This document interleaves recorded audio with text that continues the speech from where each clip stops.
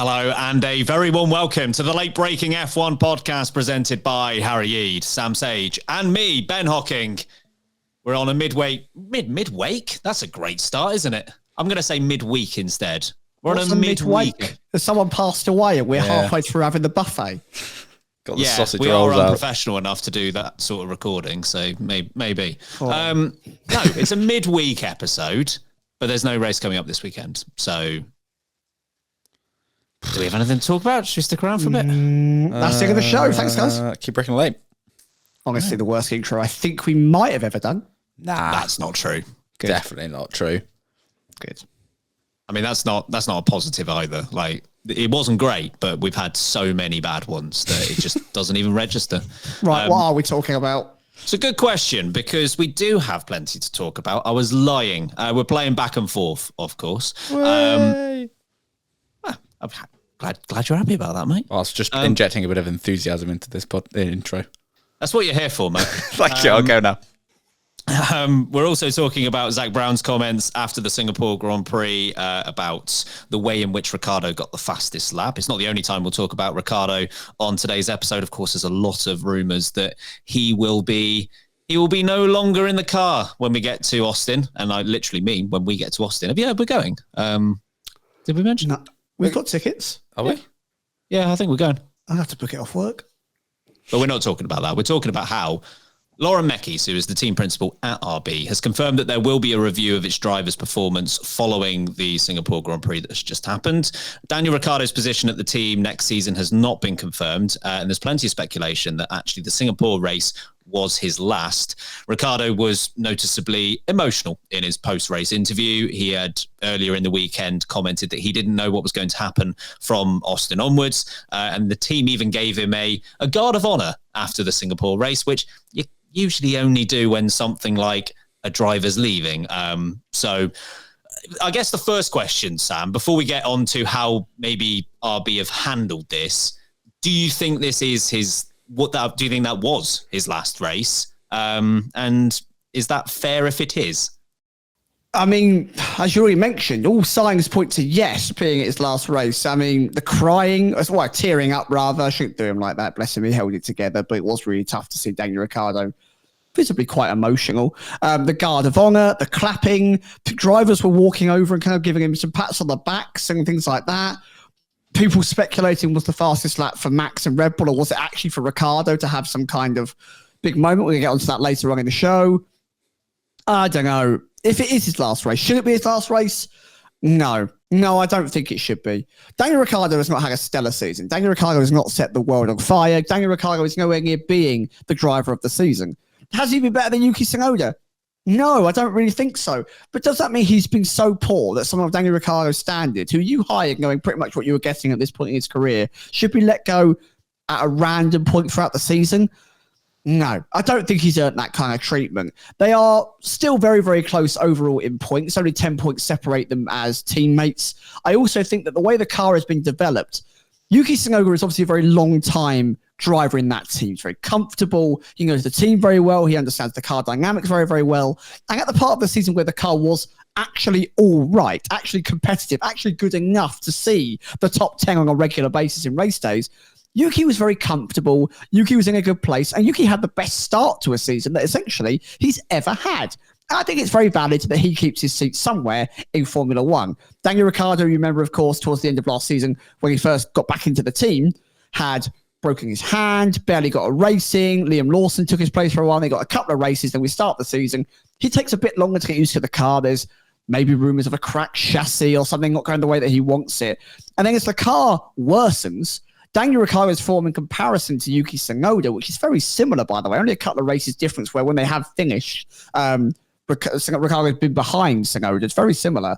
He kind of starts to get the better of Tsunoda throughout the mid part of the season. And the Minardi, the RB, whatever you want to call it, the Visa Cash App, basically ain't got no funds left. It wasn't buying you anything. It wasn't cashing no checks. It was not good enough. And that's when Daniel Ricciardo started being good enough. Races where 13th, 14th at the maximum were what was achievable. And Yuki Tsunoda was finishing 16th, 17th, 18th on raw pace alone. I don't think he has caused serious issue for the team. I don't think he's costing them a lot of money. In terms of crashing the car. I'm sure he's quite expensive driving a sign. But I also don't think he's embarrassed himself or the team either. He's not the Ricciardo we knew in 2018. He's not the Ricciardo we knew back when RB was originally his team and he was licking the stamp and sending it on everyone. But is he bad? Does he deserve to be cut off halfway through a season? No. I really do think it's a slightly unfair treatment here of Daniel Ricciardo. And at this point, give it to him to the end of the season at least and have him a proper send-off. Out of all drivers, he deserves a proper bloody send-off where he gets to do cool donuts. We'll get to have a moment about him, talk about his best moments. He's an 8-time race winner. He deserves some proper credit. He's a legend of the sport. It's gutting if we see him leave and he never even gets a goodbye. Harry, do you think that this might be the last we see of Daniel Ricciardo, at least for RB this season? And do you think it's fair that it might be? It's most bizarre. I've never experienced anything like this with a driver potentially leaving. Like, there's always like rumors, it might be a last race, but to be going into a weekend where it's almost like confirmed, but still not confirmed for the entirety of the weekend is very odd. Look, all signs point towards the fact that it could well have been his last race, but as we joked over the weekend, it'd be really funny now if he turns up in Austin with a drive still. After all that, I'd just give them the championship at that point. I think they'd have earned it. What for the poo-housery? For the poo-housery, I'd give them the championship. The thing is, no one said anything. It's all just rumors. Like, no one's really. They've said they're obviously reevaluated, but no one actually just said it is going to be his last race. So anyway, there's a lot of speculation. But I agree. So it's not a fair way to. Look, I know Red Bull are famous for this, but it's not a fair way to do this to Ricciardo. And I'm with you, Sam, in that it's not been a steady year, but his form turned around just as the car got crap, which is really, really inconvenient for him because the points difference to Yuki, the 10 points you mentioned, I think could have been the same points. If not, he might have scored more if he had that form at the beginning of the season. But there's no one else to blame apart from Ricciardo on that front. But since that point, I think he's been as good as Tsunoda.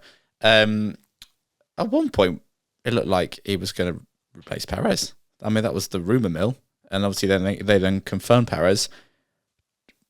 Question for you both: has Perez had a worse season than Ricciardo? Because I think he has. Respective to teammates, 100%. Obviously, they're in various different cars. All I can grade them on. So all I can grade them on is their fight against their teammate, and in that sense, yes. Yes, but I think it's an indictment that those are your two options. No, I don't. I agree, but my point is, if you won't get rid of Sergio Perez mid-season, why are you doing this to Daniel Ricciardo? And I know that it's because they want to evaluate Liam Lawson, but it's a known fact that Lawson's going to have that drive next year anyway. You had him in a few races last year. What do you need to see from him in the last few races the end of this year? That do they need to be convinced of something? Do they just want to give him more time in the car? I don't know what they gain from having Lawson in the car versus Ricciardo.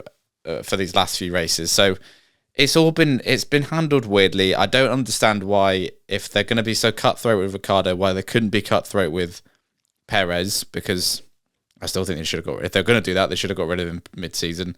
And it's disrespectful to Daniel Ricciardo on just a human level. And again, I know they've got form here, but they've got form with drivers who probably delivered less for a team than Ricciardo did. This feels like a particularly crappy way of doing it, because it's not even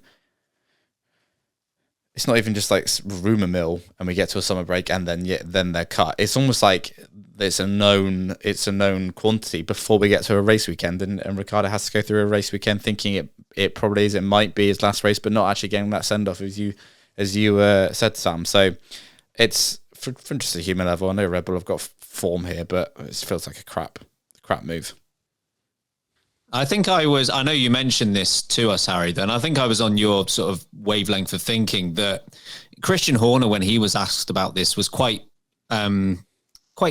careful with his words, and it sounded like the review would be a bit more wide-reaching than just Ricciardo's position in the team.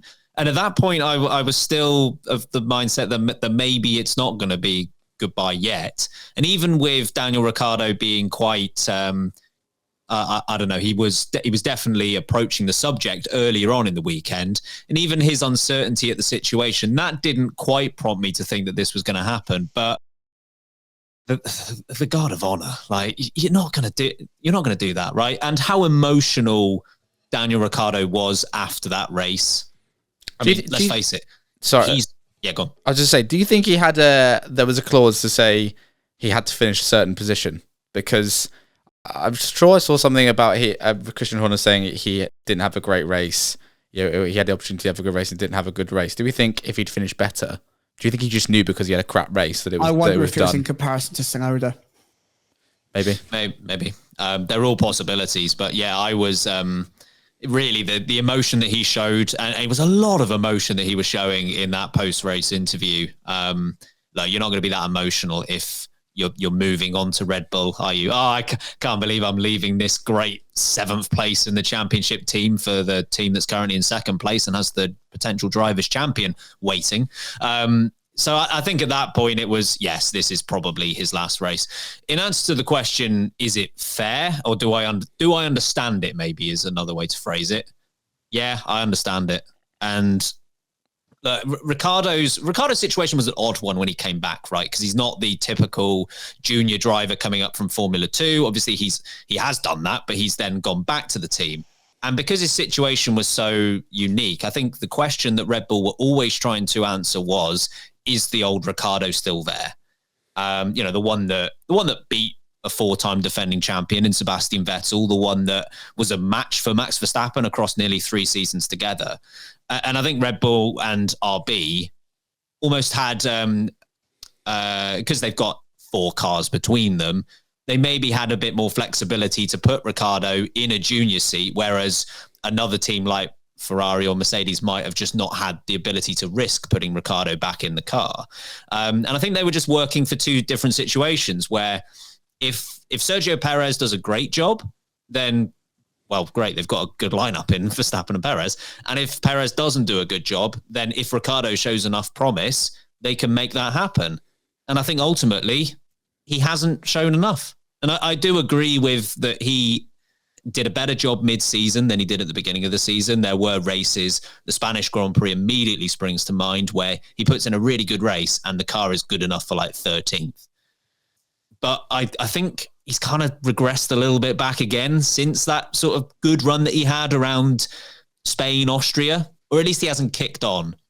And I feel like the minimum for him being considered for that seat, that Red Bull seat, would have been beating Yuki Tsunoda. And he has been comfortably beaten. 22-12 in terms of points is okay enough, but he's only outqualified Tsunoda 6 times all season. There's a good chance that he will do a worse job in qualifying this year against Tsunoda than he ever did against Max Verstappen. And I think we've just got to the point where we've definitively answered the question. No, he's not what he used to be. In which case, from Red Bull's perspective, there's no point in him sticking around. As brutal as that is, and I completely agree with, and I'll get onto it a bit about how it's been handled, because I think it's been handled atrociously. But I understand why. We've had a year now where I just don't think he's shown enough. I think some of these other teams as well might have just woken Red Bull up and said, look, we've got, if you look at all of their rivals, like top half of the championship, Ferrari, they are secure in their future with Behrman going into Haas from next season. You've got Mercedes, who are taking Antonelli directly into their team. You've got, maybe not driver related, but Aston Martin have got Adrian Newey coming on board.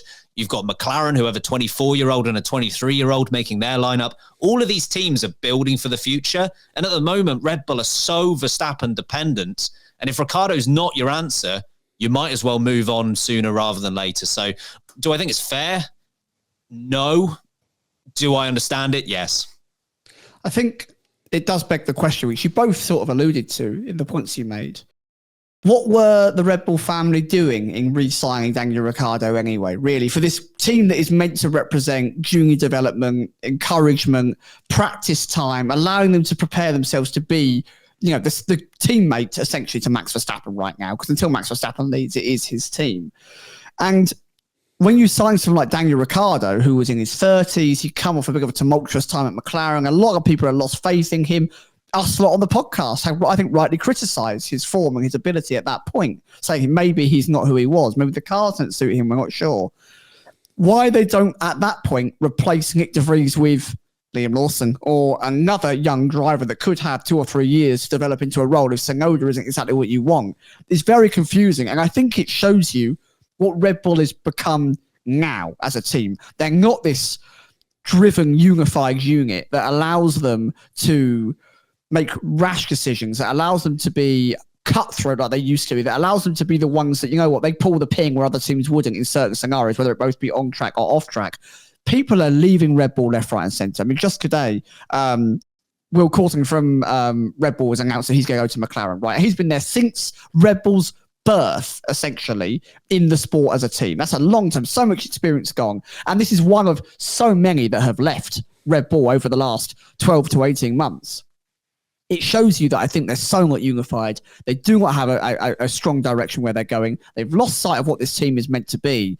And it's reflected on the ability of the drivers, with the development of the cars, and what their identity is. So I think it's unfair that Daniel Ricciardo goes now. I think he's a victim of a bad system that he should have been able to rely on after what he did so well for him in the first place. I do think he should have got the rest of the season. And then they should have said, you haven't been good enough. Because I can understand that. That's fine.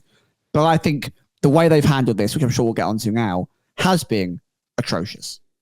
I was fine with the decision to rehire him just because he struggles so much at McLaren that I think Red Bull would have been a little bit foolish not to at least take him back and find out whether the Ricciardo of like 2017, 2018, or even his Renault days was still there.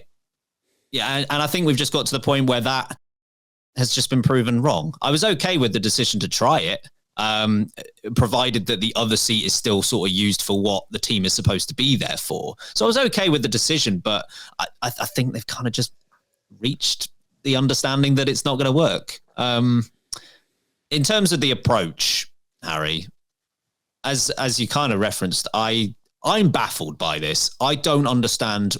It feels like something's gone wrong here, communication-wise, because I don't remember the last time anyone driver-wise was handled this way, let alone, as Sam referenced earlier, an 8-time winner, someone who has been instrumental to the sport for nearly 15 years. Why is it going down this way? I don't know. What are you doing, Red Bull? We've had mid-season dumpings of drivers before. Never seen anything like this where we're saying bye to a driver even though it's not confirmed. And even if it was the case, why if Red Bull have made their mind up on this, which it seems like they have, what was the point in like saying waiting until after this weekend to do an evaluation? Because if even the fact that they're having this evaluation means that they've made their mind up, they want to replace him with Lawson.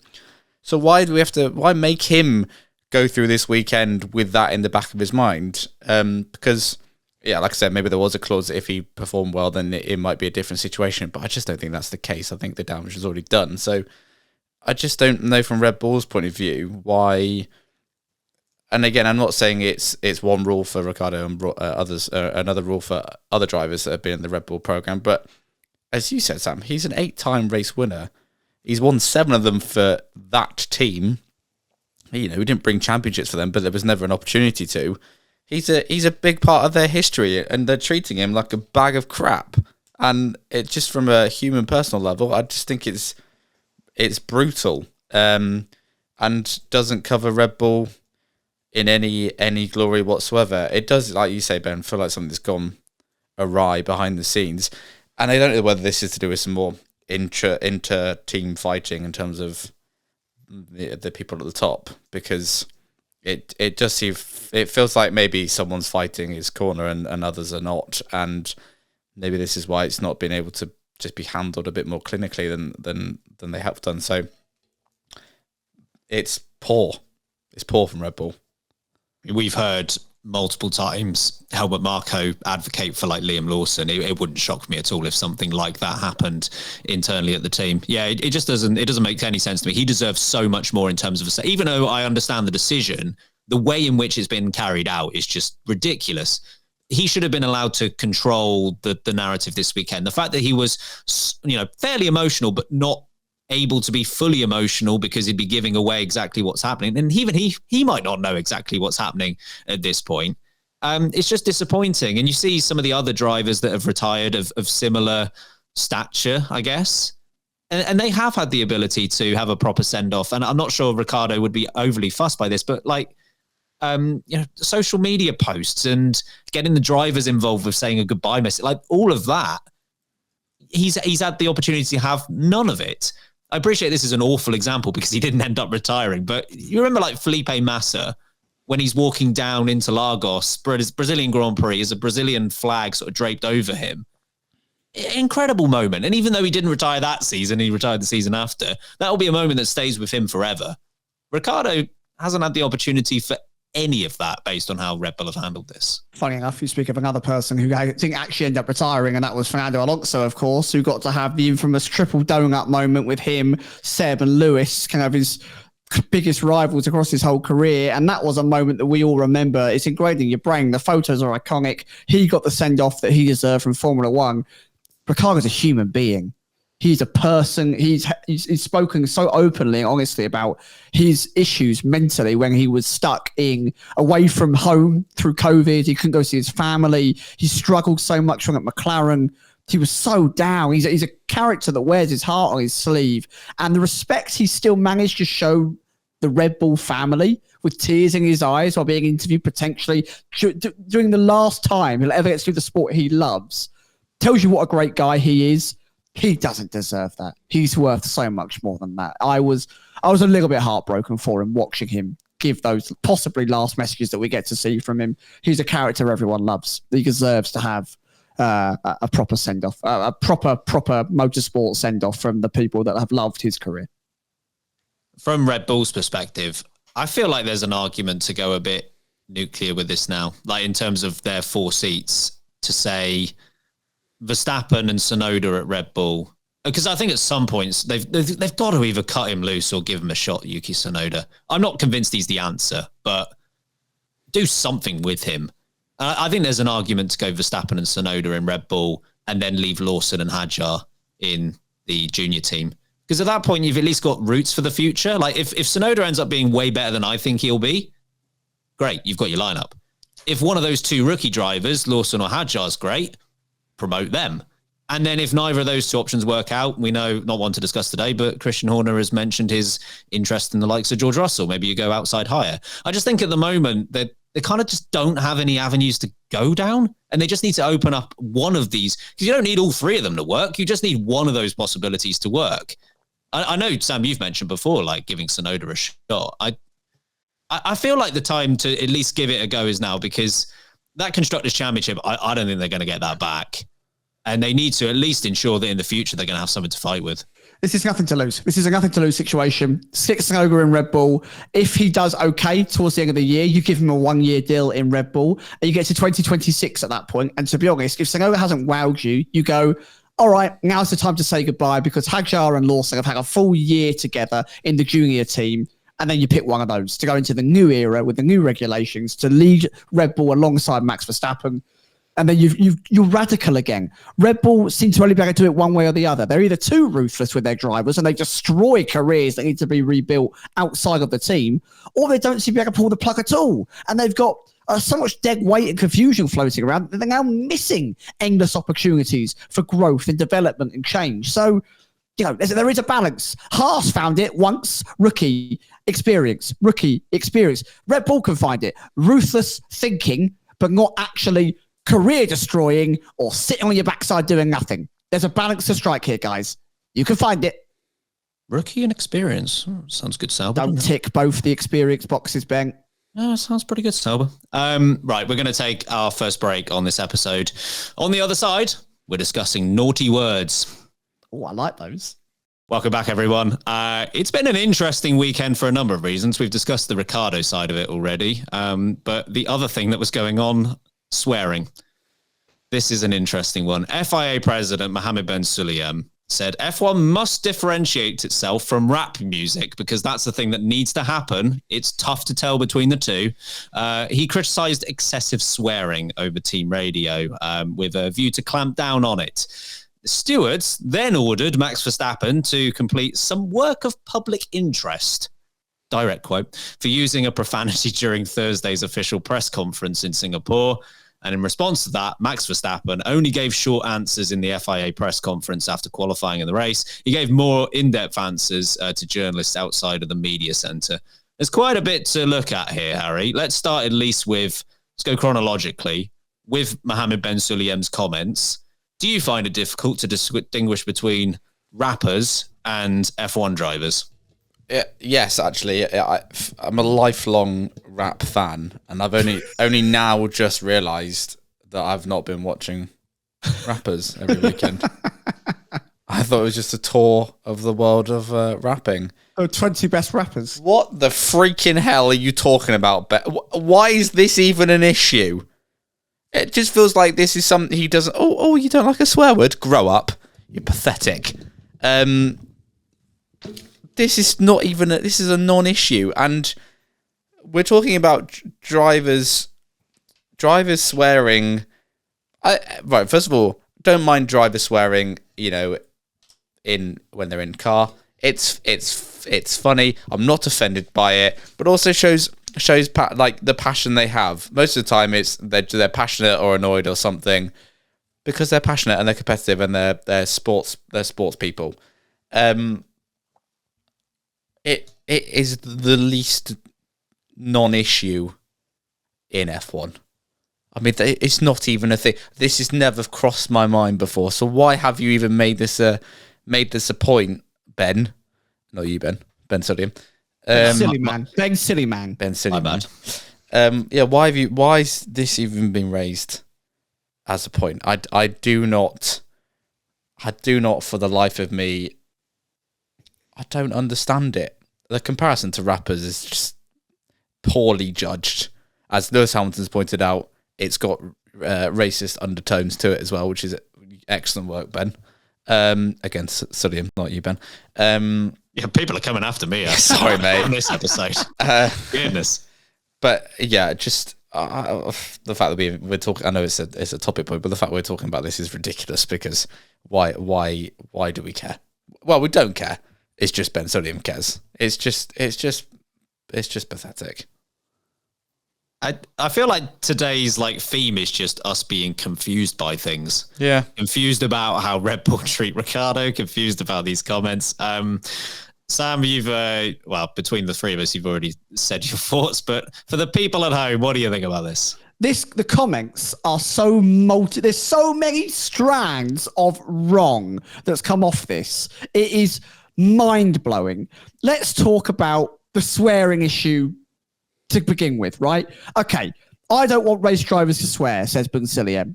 We don't need them to swear. Okay, so many ways you could go with this. Firstly, let's look at all the other problems that we've had when it comes to Formula One. The amount of nations that we go to that have got human rights problems that we just go, you pay enough money, we'll race there. Now, of course, I agree that those people in those countries deserve to see an F1 race, but money is king, and that will get rid of all your issues there. Do you remember when Lewis Hamilton wasn't allowed to kneel anymore? Yeah, because he was trying to support Black Lives Matter. That was a problem. Do you remember when he wasn't allowed to wear a T-shirt and they weren't allowed to wear T-shirts to support equality and equal movement? And rainbow flags were possibly going to be banned because the LGBTQ plus was too... What? To what? Nothing. That was a problem. But swearing, that's a problem. And then you use one of the worst metaphors of all time, that F1 drivers swearing is similar, if not the same, to indistinguishable to rappers on songs which get bleeped. And you know what else gets bleeped? F1 broadcasts, because they're delayed, because you have full control over what goes over air, because it is censored by you, which you create. You have full say in the TV direction. You don't want swear words broadcast. Bleep, bleep, bleep, bleep. You can do that. It's a little button. We've got one. Kursky puts it on when I swear. To be fair, on this point, I guess it's F1 that control the TV direction, not the FIA. And is this another swipe at? Yeah, because F1 are never going to get rid of the swearing or this. Of course not. Because it's it's exciting, it's show stopping. And then on this point of the swearing, you've made a comparison between rappers and Formula One drivers, which has got massive racial undertones, to the only black Formula One driver that has ever taken part in the sport, because rappers are majoritively black men in the current pop industry. So So that's another swipe. And someone who you clearly don't get along with. We've seen Lewis Hamilton's reaction to Ben Sullivan every time he gets out the car on the podium. He doesn't talk to him, doesn't interact with him, doesn't want to be around him. That's very clear. So the fact that these drivers who have trained all their life, they're so passionate, they're driving at 200 and something miles an hour, they're getting hitting walls, they're getting hitting each other, they're ecstatic when they win, they are desperate when they lose, and you have an issue with the occasional F word or the occasional S word, grow up. Actually grow up. I'm not even joking. I'm really annoyed about how pathetic this is from the FIA and Ben Sullivan. Genuinely one of the most minute, pathetic problems I've ever seen someone have a go at in my life. It is tragic. You are tragic. Grow up, mate. Seriously frustrated by this awful conversation. Max Verstappen, I think, reacted perfectly. Be a child for such a childish, silly topic. I think he was right to act like that. If I was driving an F1 car, I'd swear every 10 seconds because it would be that scary. Yeah, literally, it would be one long swear word for 61 laps. Yeah. He embarrasses himself sometimes, doesn't he? Every time he opens his bloody mouth. He's made a fool of himself. He should. I tell you what, he should go to a football match in the UK on a Wednesday evening, and then his eyes would be open. Well, that was the exact point I was going to make, is what does he think would happen if you mic'd up 22 players on a football pitch? What would be said? Oh, good play, old chum. Oh, you got my ankle there, you cheeky bugger. What do you think's going to be said in that situation? Come on. Yeah. The thing is, he doesn't just embarrass himself. He embarrasses the sport and he embarrasses the FIA. And look, the FIA needs a lot of help. It doesn't need help embarrassing itself without your support, Ben Sullivan. Yes, you're right. There are racial undertones to this, which it would be stupid and unnecessary anyway, but throw that in there as well, just to compound it. To your point that you made, Harry, about how these are very raw reactions that we're getting from the drivers, and I'm not accusing any particular driver of this, just generally, drivers are very well media trained when it comes to anything conversation-wise out of the car. The one time where that media training completely goes out the window and you can really hear what people are thinking is when they are in the cars. So I'm fine with that. And as you say, Sam, they have a choice. They can bleep it. They can choose not to broadcast something. That's up to them. They created a situation of essentially listening into an internal conversation and externally broadcasting it. And I think for entertainment value, it's a good thing. But it's your decision. If you don't want to do it, don't do it. And if you do want to do it and you want to change the way you do it, fine. But yeah, as you say, Harry, it's probably another area where the FIA and F1 don't see eye to eye on something. Unless you're George Russell and then you just shout about how it's like a sauna in here. Yeah, that's true. Leaves. I think we should get Ben Sullivan to meet Jordan Pickford and then see how. Good Lord. That like the High Performance podcast. We were only talking about other podcasts. I would like to see Jordan Pickford interview Ben Sullivan. Oh dear. Moving on in terms of the timeline, Sam, Verstappen has got some, what was the phrase again? Work of public interest or something, essentially community service. It's not the first time, of course, that Verstappen has had community service. What was the reason he got community service the first time? Oh, God. I can't remember why, but he was sentenced to watch Formula E. It's because he assaulted another Formula One driver. Oh, yes, of course, it was the Ocon incident, which, feels like it was more of a thing than swearing. Assault is a crime. In the normal way of life, you would be given some form of prison sentence or criminal conviction. Do you think Verstappen will be forced to, be one of the marshals at British Touring Car on a wet Silverstone Saturday? He'd swear a lot more then, I tell you that. I hope so. He'd have a great day. We had a great time when we went. The disparity between severity of issues here, he assaults another driver outside of the racetrack on F1 property during a race weekend, community service. I don't disagree with it. I disagree with the fact that the community service was watching Formula E. I don't think that was great. That's but if they said, you've now got to walk around Brazil on Monday, the racetrack near Interlagos. The country. A lap of Brazil. No, if you've got to walk around Interlagos litter picking, I'd be like, fair. Okay, I don't disagree with that. Feels okay. But the difference between a swearing, which, as he made the point of, children do when their parents aren't around. People do at work all the time. People do it with their friends all the time. You know, it happens on the telly in every sport. He has to go and do community service for this. So I think his childish, silly reaction of doing interviews while walking, not doing them in the media pen, one-word responses, or I can't talk, I've got a problem with my voice. I loved it. I'm eating it up. Give me another course, Max. I'm munching it down. You got Lewis Hamilton and Lando Norris giggling like little kids on the sofa. I'm living for it. I'm here for it. If you're going to be that pathetic in return. I'm all for it. Yeah, Lewis Hamilton just like, yeah, I probably wouldn't do that, buddy. So you want a whole lot of smoke. What are your thoughts, Harry, on this? I immediately think that you think it's a justified penalty. Yeah, obviously. What are you doing? There it is. Why are you giving a man a punishment for a swear word? That is what it is. Someone has sworn. He just said a swear word. It's not a bad word. It's not in terms. There's no racism. There's no ableism. Got misogynistic. Exactly. He's just carism, maybe. Well, apart from that, and you've given him community service as a punishment, and you're just trying to make a point, but you look like a bunch of muppets, like an actual clown show.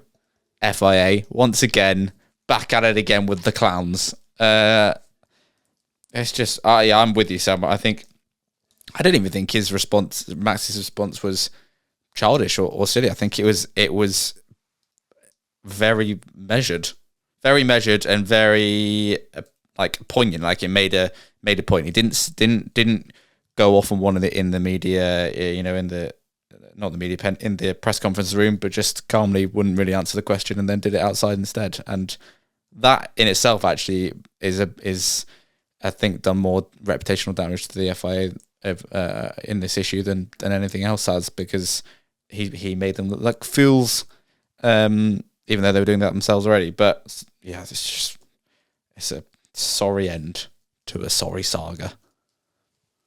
I'll keep my reaction short. It was ridiculous. Yeah. And I want to give credit actually to Verstappen for one thing he said on this, which is that he doesn't blame the stewards who gave him the penalty. Like, he was absolutely fine with the stewards giving him that penalty. He had a discussion with the stewards about it. And his point was, and I think it's very right, in saying they were working to the rule book in giving him the penalty. And it's the rule book that's moronic. And I completely agree. Maybe the one time in the history of this podcast, I'm not going to go in on the stewards for something. I expect that to change within probably about 10 minutes. But do you think, Harry, this will continue on at all? Do you think this will simmer down now we've got a few weeks off? Or are we going to get back to swearing gate when we're in Austin? Yeah, well, we'll be there, so just be effing and blinding everywhere. Cursing. I can't help myself. I'm going to stand next to a microphone for the TV broadcast and just swear like the meow guy. Meow. It's going to be me just F-bomb over and over again. I'll go back to Austin. Good. Yeah, that's it. Never mind. This might roll on. It's been rolling on for the year, really, because didn't Toto and Fred Vasseur get they got called out for doing or investigated, and I think didn't Leclerc as well. So this has been rumbling on. It's obviously just the comments from Ben Sullivan that reignited it this weekend. Sadly, probably yes, it will, but it is ridiculous. You think it'll disappear, Sam, or will Verstappen keep this going? I hope he keeps it going, and I think what will be very telling now is how the FIA and Formula One react to Lando Norris, who dropped the F-bomb in the cool-down room straight after the Singapore Grand Prix, which again is broadcast on a delay by Formula One, and they didn't bleep it. And Crofty on the British broadcast had to apologise immediately for any foul language that was heard. So if Lando gets to walk out of that, and it could be any driver, I'm not saying it's Lando, if he walks out of there with no comment from anyone at all, but Max Verstappen gets this, something fishy going on there. And I have every right for him to kick off even more if that's the case. So it'll be interesting to see how it kicks on into Austin. But it's the same issue as the jewellery thing for Hamilton before. It's just petty, pointless comments. and pointless rule changes that, quite frankly, are taking away the organic, natural passion and the people within it that make Formula One something special. Yeah, my instinct is that Verstappen will probably tone it down. I just don't think. I think Verstappen will go, I can't be bothered to keep this battle up, which is completely fair enough. I would not be mad if he continues this on, but I think between now and then, Red Bull will probably just rein him in slightly, and he'll probably go, it's not really worth it. But he, to the point of like giving full answers in press conferences and being as though, I think he'll hold something back for a while, even if he's not like the level that he's been this weekend. I think that does affect things medium to long term in terms of how he might approach those sorts of situations. Right, let's take our second break on this episode. On the other side, we're going to be chatting through Zach Brown's comments on Ricciardo's fastest lap at Singapore. Welcome back, everyone. A lot of Red Bull and RB focus on today's episode.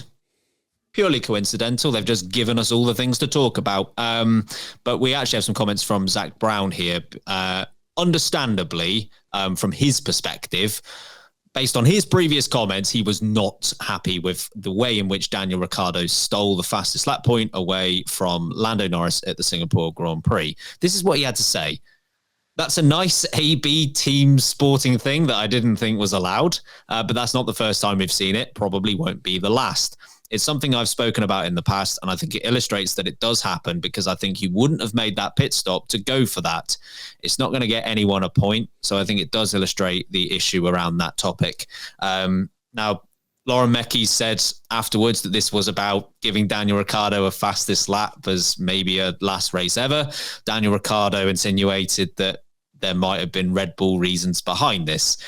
I guess the first question, Sam, is why do you think they did this? Was it Ricciardo-based? Was it Verstappen-Norris-based? And should it have been allowed? It's amazing how one thing can tick two boxes, isn't it? It very much was a both thing. I think if it was Tsunoda in that position, I still think they would have done it. But I think it's really nice and helpful that it gives Ricciardo a little extra. I 100% think that, a message will have come through over a little text message, or a little birdie will have flown on down to the AlphaTauri Minardi RB Toro Rosso garage and said, want to put on some fresh softs there, my guys? Want to do a little fastest lap at the end there, just to take that from McLaren? And I'm sure Ricciardo, out of all people, will happily oblige. You heard him over the radio go, right, if he wins by 1 point at the end of the season, that's going to be a lovely little Christmas present coming my way. You hear Max Verstappen over the team radio saying, thank you, Daniel. They know what it means in that car. They're not stupid. A point is a point. And when it's this close in the drivers, it could come down to it. We saw what it meant as well. Because of that point, Max doesn't have to win another Grand Prix. He just has to finish second in absolutely everything, and he wins this title. It does make a difference. And I think, yes, it also so happened to give Ricciardo a lovely little mark on the record book against his name, should this be his final Grand Prix. Harry, why do you think they made the play? I think it is both. I'll be more optimistic, and I do genuinely believe they gave that Ricciardo the opportunity to do that. He had a crap race, we had a crap weekend, but it was obviously very useful that it meant they could take the fastest lap off Norris. I've got to say, there's no guarantee he gets the fastest lap, because he's driving. We saw the pace Norris had, and it was just banging out fastest laps for sheer fun on really old tyres. We've seen Lance Stroll try to do it before, yeah, and I don't think there's a guarantee. So that's why I'm being slightly more optimistic about the fact that it was just purely for Ricciardo's enjoyment and not for for Red Bull's benefit, because there's no real guarantee, given the car he had and the pace of the weekend he had. There's no guarantee he would have actually got it. So I know you get fresh tyres, obviously you're light on fuel, so you've got things going for you. But again, I'll use the Lance Stroll example where it's not a guarantee. So I think it is a bit of both, but I'm being more. I'm not being too pessimistic about it. If it is for Ricciardo reasons, it just makes the whole saga even more stupid. It's like, we'll give him something for his last race. Oh, it's his last race, is it? Don't know. Maybe. Yeah, come on. You've taken the optimistic side. I'll take the pessimistic side. Come on. that's what I'm here Pessimistic for. Ben. Cynical Ben. Here we go. Cynical Ben is absolutely here. Yes, I have an issue with this. Yes, I think this was driven by Red Bull and not by Minardi. We've seen it before, and I think Daniel Ricciardo's openness is probably quite telling. I don't think he'd have been quite as open about it if he wasn't, leaving the team after the race. Otherwise, I think he probably would have said the same thing that Lauren Mekis did, that I was just doing it for myself. But we've spoken at length about, and Zach Brown has spoken at length about the difficulties of having these sister teams on the grid. But I remember at the end of last season, or maybe the beginning of this season, that don't worry, everyone, this new RB, Minardi, AlphaTauri team is no longer a B team to Red Bull. It's now a team in its own right. Nah, not having it. Crock. Not having it. It's zero benefit, obviously, to RB to get that point. It's only benefiting Max Verstappen. RB aren't exactly doing the old Sauber technique of taking a point away from Alpine. There's no one else around them that's in danger of getting that fastest lap point. Like the Haas of Nico Hülkenberg or the Aston Martin of Alonso, right? Then they're not going to get the fastest lap at this point in the race. So they don't need to take it away from someone. I think this was maybe Red Bull driven. But you know what? It actually gave me another thought, even more pressing than that. Can we get rid of this now? The fastest lap point. Yeah. Yeah, why not? I don't care. I feel I wasn't in love with it to begin with, but not I'm really not mad at it. I just don't care about it, I suppose. I just don't care. What I do care about is the B team. And I've said it so many times. I've been so vocal about it. I hate that Toro Rosso, AlphaTauri, RB, Visa Cash App, whatever, are low-key controlled by Red Bull. And it is essentially takes up another team on the grid where someone like Andretti with Cadillac as their engine can't get on the grid. And yet we've got a team that it will never be allowed to win. It won't ever be. It might win a race, and we've seen it win a couple of Grand Prix, but it will never, ever be allowed to be properly competitive. That's not the point of the team. It is a waste of space in Formula One, and I think it would be so better served if it got bought out. If they forcefully had to sell it and they were not allowed to control two separate teams. I do think it's very different to Mercedes loaning a driver to Williams, for example. I think it's very different. I think it's far removed. I hate this concept in Formula One that actually it's not 10 teams against 10 teams, if you know what I mean, or one team against 9. It's two teams that get to secretly work together, and there's no real rules that allow them to stop it because you can't control all the conversation and the communication between them. I really hate this rule in Formula One. Well, it does lend itself to that question of what do you do about it? Even if you can't solve it completely, how do you limit it? I don't know how you limit it. I genuinely don't know how you limit it. To me, the only solution is they legally force them to make them set the sale to another team. I don't know how you limit this in a way that is provable. You can come back and check, and you can then punish if that is broken, apart from literally monitoring all comms devices. And even then, there's enough ways to get around it. So I don't know how you actually put in a mandate that says you can't work as two related teams. Yeah. It's a constant dilemma. It's not a new one, is it? It's just with this fastest lap discussion, it's kind of been brought up again. But it's a tough one. Shall we move on to F1 Fantasy? Quite annoyed by it this week. Sure. I really thought I did quite well. This has been the most frustrating week of the lot, I think. I don't care. I'm going to spoil it. I don't care that Kirsty's in front of me. I just thought I actually did well, and I didn't. Sounds like you do care, my guy. Doubt I do. X. I do care. X to doubt. Let's before we focus on ourselves, Steiner redemption. Nice. It is redemption for Gunter Steiner because and it's definitely him because he's a big fan of the podcast, obviously. He has won this week in Singapore 294 points. Not too shabby. Certainly a lot more than we got. Top 3 overall. It's all gone wrong. The Max Verstappen of this league continues to lead the way. Got a good gap as well over now second place Prancing Zebras. Team Austrian Anthem is now third. But how did we do?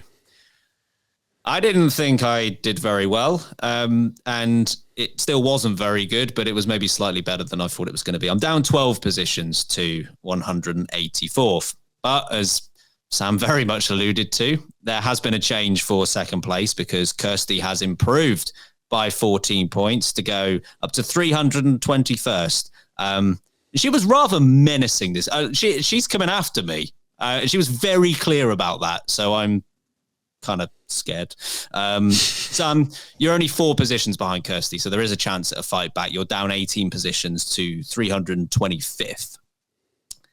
Harry, we made a big deal of you going up by 8 positions last week. Rightly so. I was wondering if you'd keep up that momentum. And the answer is? No. You've gone back down 7 positions, which means in the last 2 races, you have a net gain of 1 position. That's a great move forward, my guy. I see no negatives in that. I only see positives. So quite frankly, I'll take it. There definitely are negatives. Well, not So because I'm net plus 1. 7 of them. No, but There were net 7 plus of them. 1. There were 7 of them. Yeah, but net plus 1. But there could have been net plus 8. Yeah, there were. And now I'm net plus 1. Went away. I haven't done the maths, I'm afraid, on this, but if you make up 1 position every 2 races, Yeah. you might, by the time you're in your 70s, get up to first. It's doable. It's doable. I believe in you, mate. That's true. Yeah, possible. I am chipping away at it. You are really stretching the definition Yeah. of chipping away. If the Great Wall of China is what you're working on and you're at it with Exactly, a with a pencil, plastic spade, isn't he? Like, Yeah. you're chipping away. But chipping away nonetheless. Net plus 1. Thank you. Speaking of chipping away, we got chips left, folks. I mean, Harry's used all of his, right? Yeah. I have all chips bar 1. Yeah, same for me. So I've got 5, but you can't use one of them till the last race, right? Yes, Yeah. that might be right. So I thought it 4 was. to use, and now I've got 1 on the last Grand Prix. I thought the last one is you use after qualifying, yes, that's right. not the last race. The final fix, that one. Ah, I'm just that's what I need waiting. them to. My 3 times, I'm just waiting because I'm going to doom whoever that driver is for that weekend. So I'm going to have to use that carefully. Does the final fix give me everyone else's points? Yes, that's the actual twist at the end. Harry you get version. the whole league's points on you. You know when you're like playing football in the playground and then you go, last goal wins, even if you're 14-0 up. Were you the last goal kid wins? Yeah, mate. Yeah, love that. Every time. Go Wanger. Good stuff. If you haven't joined F1, I know we've only got 6 races to go, but there's still opportunity to join the league. We will welcome you with open arms because you will probably just add to the comedy of beating Harry. So the link is in the description. Follow the instructions through, and we'd love to have you. Please stay away. At this point, please. Right, we'll take our final break on this episode. On the other side, we've got F1 Back and Forth. Welcome back, everyone. It's time for F1 Back and Forth. F1. Back and forth, it's F1. Back and forth, it goes backwards. Then goes forth, it's F1. Back and forth, F1.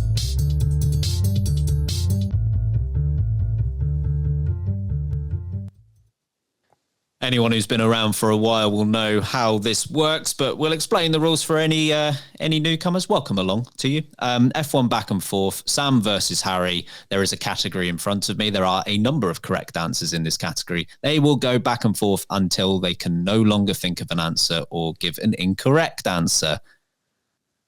And I will give you... Oh, baby. 1 strike. Okay. Oh, God, if it's a strike, that means it's hard. I'll give you 1 strike. I would like you to name the 23 circuits that Lewis Hamilton has won at more than once. Yay. Good stuff. There's a lot of... I thought you were here to bring optimism, Harry. That's what you opened the show with. Yay. Thank you very much. I'll let you know as well. There are 8 circuits that he's only won at once. So those are the ones in particular you're looking to avoid. But of course, if you give me an answer where he's never won, that's also wrong. But 23 circuits he's won at twice or more. Sam, kick us off. Silverstone. You know what? He's won at Silverstone more than twice. You're absolutely right. 9 times, in fact. It's a bit greedy, to be honest. You just save some for the rest of the That is mad at one track for one driver, isn't it? That is mad. You know what? It's not bad, is it? It's quite good there. Where else is he quite good, Harry? Australia. It's sorry, I've got Albert Park written down, so it's wrong. Albert Park. You know how many times he's won there? 3. Twice? Exactly twice. Yeah, it's a correct answer. But yeah, it's one of those that he hasn't, given how many times he's raced there, you would think he'd have won more at Albert Park, but that is still a correct answer. Sam, back to you. The Hungaroring. You've gone from his most successful circuit to his second most successful circuit because he's won there. He's won there only 8 times. Oh, just pathetic, Lewis. Come on. Harry, back to you. Barcelona. Another good track for him. He's won there 6 times. Of course, Mercedes, the goats of Catalonia. Forever. Sam, back to you. Interlagos. Interlagos is a correct answer. He's won there 3 times. Harry.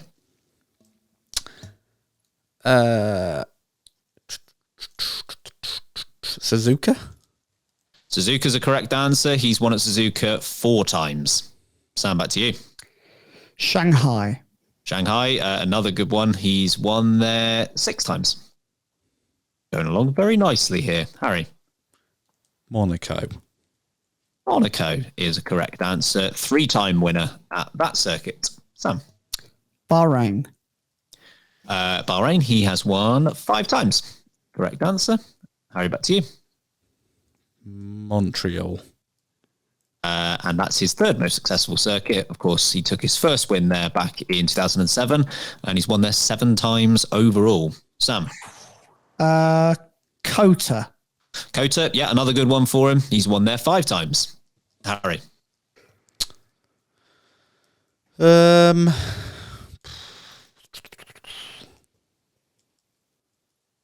Dhabi. Abu Dhabi is... I've written Gas Marina. That's my bad. Oh, yes, Marina. 5 times. Yes, Marina. So, I think we haven't said it. Monza. Monza has not been said, and it is a correct answer. He's won there 5 times. I hate how many times it's more than 5. He's that annoyingly successful. Yeah, it's pretty good. He's good at the F1. He's got a lot of wins. Spa. Correct answer. He's won there 4 times. How many have you got left? Going very well here. You've got 9 left. I'm going to go a little rogue. Maybe I'll go first strike for this. So I'm not sure. Paul Ricard. Not rogue at all, sir. 2 wins there. Okay, it's only just in the criteria. Hey. Oh, they all count, mate. They all count. Apart from the ones that don't. You know this game like the back of your hand. Harry. Singapore. Singapore is a correct answer. He's won there 4 times. Sam.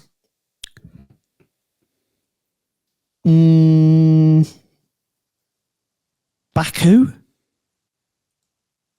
Baku is your strike. Yeah, it's once, isn't it? He has only won there. I did think once. it was only once. Yeah, okay, fine. Back to you, Harry. Oh no.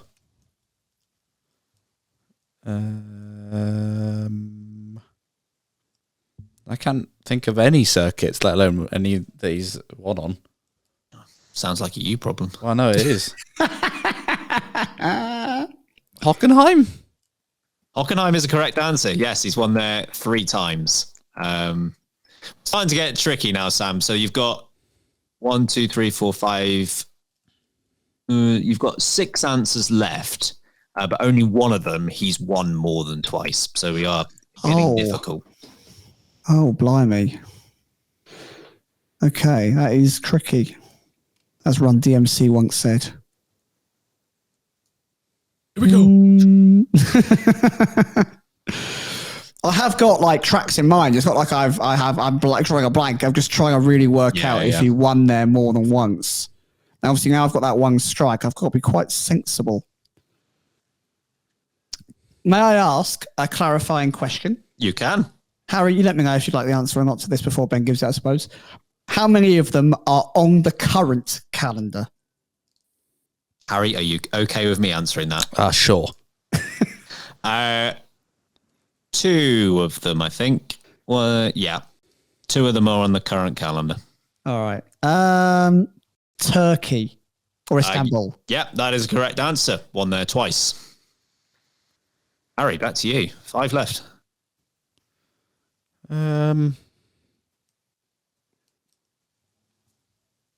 A1? No, the A1 ring. Red Bull ring? Goodness me.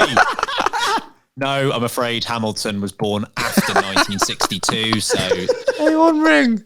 It's a correct answer, though, yeah. I've put it down as a Red Bull ring.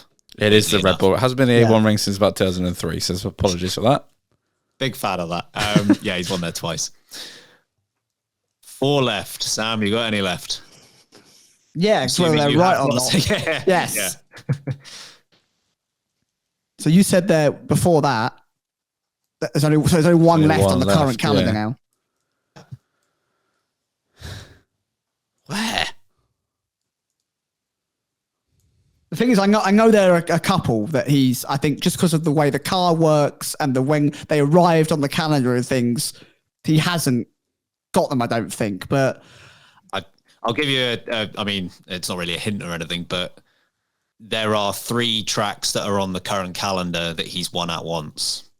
Yeah, and I think that's my issue, right? I'll take the L. Is it Imola? It's one of the ones. I think there you go. He's only won at once. Harry, you didn't use your strike in the end, so do you want to see if you can keep that going? Can you ask if Mexico's one of the ones, please? Because that's the other one. I thought he only won one at. What, Nürburgring? Nürburgring is the correct answer. Yeah, he's won there twice. Is Mexico a correct answer? Mexico is a correct answer. Oh, damn it. That's where I was concerned. He's won there twice as well. How many 2 answers left. Oh, crikey. No.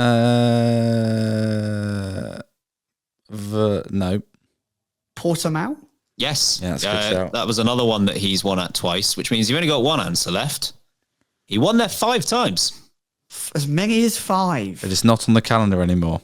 No. When was it last on the calendar? God. Is it South Korea?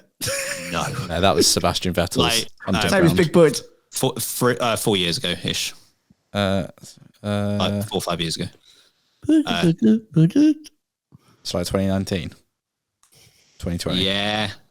2019. Was it there? Yeah, 2019, I think. Malaysia? Russia, yeah, that's a very good point. The previous Mercedes GOAT circuit before Catalonia. It's because Bottas was always quite good at Russia, so that always makes me think, did he do it more than once? Yeah, yes. He won a lot there. But yeah, that was your last one. The other ones that were near misses, if you're interested, Fuji, Indianapolis, Jeddah, Qatar, Mugello, and Sepang. He's won at all of those just once. Interesting. That was a fun round. I like that one. I think you both did a pretty good job with that because there were a lot of traps in there that you managed to mostly avoid until it got quite late in the game. It's a trap. Do you know what Admiral Akbar's favourite segment is in the whole of podcasting? I don't actually. Please tell me. Yeah. Well, I can confirm that his favourite segment in all of podcasting, in all of the galaxy. Yeah. I'll be question of the week. God's sake, man. I assume that's how he'd say it. Sure. It's a question of the week. You sound more like Kevin doing Frank and Beans. What a Beans legend. Which is ironic because one of the answers to the question is Frank and Beans. Yeah, well, let's at least introduce the question of the week, which is, what should Franco Colapinto's nickname be? Kevin Love Cookie. Just want to give credit here to Sarah, who has rightfully said, I don't think it gets much better than Colapinto Beans, and many of you have agreed. So I'll take the dub on that one. Thank you. Did you put Colapinto Beans? She did put Colapinto Beans. Well, I also said that one as well, so that's fine by me. Also, the original answer to this one, I thought was good. But it was the conversation that ensued upon this answer that really brought it to life for me. So this is without explanation that said, any true Seinfeld fan remembers Jerry's neighborhood butcher, Franco. So Mr. Colapinto, you are now the butcher, slicing, dicing, and dive-bombing into the points of contention. But then AB16 went, that's so Franco. And then Fuzzy Ali replied, sausage is out for Gasly. He's going to be nervous with the butcher out on track. And I think that was a great little interaction between our listeners on this conversation. So well done. Enjoyed that. Great job. Dan Faz with Franco Manor, though, which is, of course, sure. Have you seen the one from Igord Pix, who said, you guys don't seem to know what Colapinto suggests in Brazilian Portuguese? Yes. Which cola is glue. And pinto, besides being the word for the young rooster, is slang for the male organ. Yeah. Which is unfortunate. I didn't even need to know that. Oh, dear. I would have happily lived in bliss without knowing that, in ignorance. Big fan of also Wandering Carl just saying Barry. I've got a few that I like here. Daniel going for Major Beans as an upgrade from Logan Sargent. Yeah, nice. Major Beans. Alex went with Roy. I just like it because it has no understanding to me whatsoever. Nick went with Even Stevens. Great reference. Yeah. But I do have to give a shout out here to, this was my favorite answer and it speaks to my nerdiness, but from Ethan. An anagram for Franco Colapinto is Can Portfolio. So let's go with that. Oh, big fan. Sensational anagram, that is. I'm not going to read it out, but there's one from Average GTE that I thought, God, no, that's never making it on the podcast. And if you don't find it in the Instagram comments after, I'll read it out to you afterwards. But that is not on. That's all I'm going to say. I don't know what this is. Evans 1801 says, Harry was always right, cola baked bean. So that's good. Wrong. Well, he's not, he said I'm right. And now I'm trying to find this, desperately trying to find this comment that you're talking about. I'm screenshotting it, I'll send it to the group chat. Excellent. Tyler S33 on Instagram has put a list of 9. Number 1, Frankie Cold Potato. Number 2, Funky Cold Pinto. Number 3, Franco Cappuccino. Number 4, Colapinto Bean. Number 5, Frantic Colapinto. Number 6, Frankie Cold Pizza.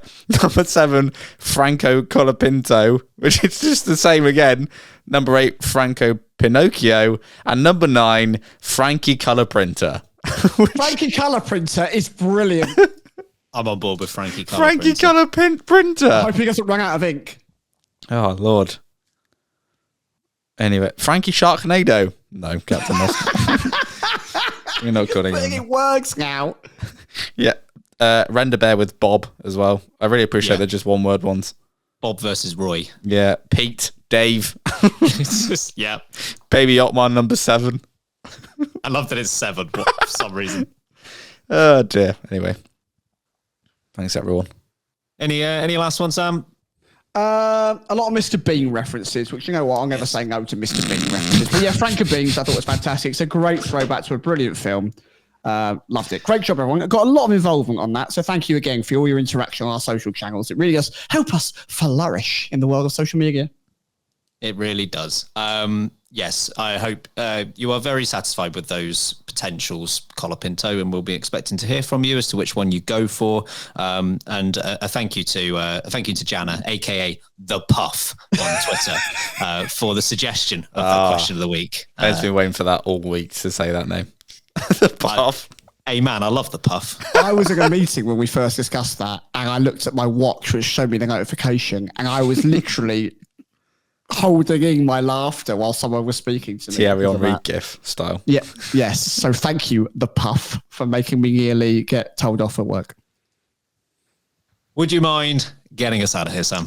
I suppose I can. Folks, go race for a little while. So on Sunday, we're just going to do a bit more of this general chit-chat stuff, topics, gossip. No, we don't do gossip. Factual stuff, changes, moving about, whatever's going on, we will bring it to you and give our brilliant opinions, which we know you all love and cherish. If you want to chat more F1, the Discord's available to you. The link's in the description. We're in there. Nearly 3,000 other F1 fans are in there from all over the world. And I assure you, whatever weird corner of the planet you come from, there'll be someone else in there that's interested in chatting to F1 from you and might be near you. So get involved. Come say hello. If you think, I want to listen to more F1 content, watch more F1 content, then the Patreon is available. The link's in the description. It's great value for money. $12, £9 is the top tier. And you get so many great perks, such as the power rankings for every race, beer we're breaking, and other many things. Everything ad-free, of course. Follow us on social media, Late Breaking F1. You can join in with Question of the Week and many other things. This was recorded for YouTube, Late Breaking F1, and we will be back on Sunday for Standard Chit Chat. In the meantime, I've been Samuel Sage. I've been Ben Hocking. I've been Frankie Colapinto. And remember, keep breaking late.